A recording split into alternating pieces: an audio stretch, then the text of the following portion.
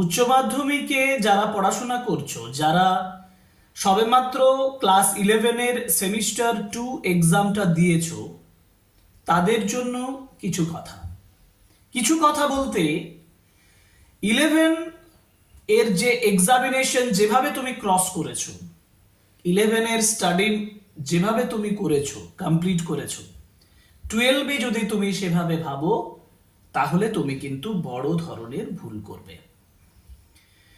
Class 12-এ যখনই তুমি উঠছো, প্রথমেই তোমার ফোকাস হবে সেমিস্টার 3-তে যে সাবজেক্ট আছে এবং যে সাবজেক্টের উপরে বিভিন্ন টপিক এবং সিলেবাস আছে সেগুলো জেনে নাও। যেমন ইংলিশ এডিশন, মানে আমার যে চ্যানেল, তাতে সেমিস্টার 3-এর যে সিলেবাস, সেই সিলেবাস অলরেডি আমি দিয়ে দিয়েছি। ডেসক্রিপশন বক্সে লিংক আছে, দেখে নিতে পারো। প্রমিস করেছি 1 by 1 ক্লাস আসবে, সেই ক্লাসগুলো দেখার জন্য সাবস্ক্রাইব করো চ্যানেল। আর আমাদের অফিসিয়াল যে ওয়েবসাইট www.myenglishedition.com, এখানে ভিজিট করো, স্টাডি মেটেরিয়ালও পাবে। আরেকটা কথা হচ্ছে, আমাদের টেলিগ্রাম চ্যানেল এবং হোয়াটসঅ্যাপ চ্যানেলে জয়েন করো, সেখানে আপডেট নিউজ তোমরা পেয়ে যাবে। এটা বলার পরে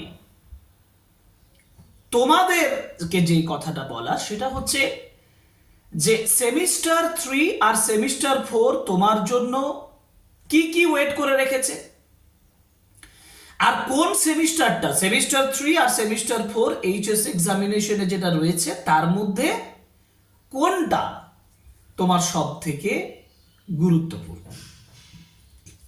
আমরা যে কোনো জিনিসই প্রথমেই বসে একটা কম্প্যারিজন করতে শুরু করে দিই। আমরা কম্প্যারিজন করি, আরে এই জায়গাটা যদি ভালো না হয় পরেরটাই চেষ্টা করব, কিন্তু আমরা প্রথমেরটা অনেক সময় অবহেলা করি, না এতে এখন নয়, আমরা পরেরটাতে ভালো করে দেব। কিন্তু এই আইডিয়াটা তোমাদের উচ্চ মাধ্যমিকের জন্য এরা যথেষ্ট প্রবলেম তৈরি করতে পারে। সেমিস্টার 3-তে বলে রাখি, যেমন তোমরা সেমিস্টার 1-এ পেয়েছিলে, সেমিস্টার 3-তে কিন্তু তোমরা পাবে এমসিকিউ, মানে মাল্টিপল চয়েস কোয়েশ্চেন্স। আর সেমিস্টার 4-এ গিয়ে তোমাকে ডেসক্রিপটিভ টাইপ কোয়েশ্চেন্স লিখতে হবে। আমার অভিজ্ঞতা যতদূর বলে, এমসিকিউতে ছাত্রছাত্রীরা অনেক সাবলীলভাবে পরীক্ষা দেয় সেমিস্টার 4 মানে ডেসক্রিপটিভের থেকে। আগে যখন 80 নাম্বারের কমপ্লিট 3 ঘন্টার পরীক্ষা তোমাকে দিতে হতো, দাদা দিদিদের কাছে জিজ্ঞেস করবে, যে তারা বলবে যে আমরা এমসিকিউটা এবং আমরা শর্ট কোশ্চেনগুলো খুব ভালোভাবে করতাম, কারণ ওটা তোমাকে স্কোর এনে দেবে। আর এখন সেটাকে দুটো ভাগে ভাগ করেছে। 1 ঘন্টার পরীক্ষা তোমাকে এমসিকিউতে দিতে হচ্ছে, 2 ঘন্টার পরীক্ষা তোমাকে ডেসক্রিপটিভ দিতে হচ্ছে সেমিস্টার 4-এ।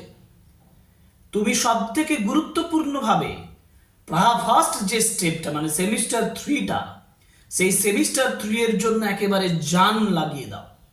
কেন জান লাগিয়ে দেওয়ার কথা বলছি? কারণ তুমি 40 মার্কসের মধ্যে এখানে যদি 35, 34 মানে 30+ যদি ক্রস করতে পেরেছো, যারা অ্যাভারেজ লেভেলের মার্কস চাও তারা ইজিলি 30+ মার্কস পাবে। আর যারা খুব ভালো এক্সাম দিতে চাও, ভালো মার্কস পেতে চাও, তারা তো 40 ইজিলি পাবে, একটু পরিশ্রম করলেই পাবে। এই জন্য 30 যারা পেতে চাও তাদেরকেও বলছি, 40 যারা পেতে চাও তাদেরকেও বলছি, যে এক্সামিনেশনটা, পরীক্ষাটা যেন ফাইন দেবার জন্য, খুব ভালো দেওয়ার জন্য প্রথম থেকে শুরু করো প্রত্যেকটা সাবজেক্ট। সেমিস্টার 3টা যদি তুমি খুব ভালো দাও, সেমিস্টার 4-এ ডেসক্রিপটিভ টাইপে তুমি কিন্তু অ্যাভারেজ এক্সাম দিলেও তোমার মার্কসটা একটা ভালো জায়গায় পৌঁছে যাবে। ধরো তুমি 30+ পেলে সেমিস্টার 1-এ, সেমিস্টার 2-তে ডেসক্রিপটিভে তুমি 20+ পেলে, কত দাঁড়ালো? 30+20 50, এবং প্রজেক্টে তুমি আরো ধরো 15 পেলে, 65% মার্কস হয়ে গেল। অ্যাভারেজ যারা রেজাল্ট করতে চাও 65 তোমার জন্য রেডি করা থাকবে।